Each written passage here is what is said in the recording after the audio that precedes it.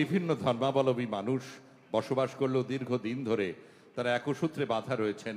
বৈচিত্র্যের মধ্যে ঐক্য এবং একতাই সম্প্রতি আমাদের রাজ্যের ঐতিহ্য এবং গর্ব। মাননীয় মুখ্যমন্ত্রী মমতা বন্দ্যোপাধ্যায়ের ঐকান্তিক প্রচেষ্টায় পশ্চিমবঙ্গের সম্প্রীতির আবহ সারা দেশের কাছে আজ দৃষ্টান্ত স্বরূপ।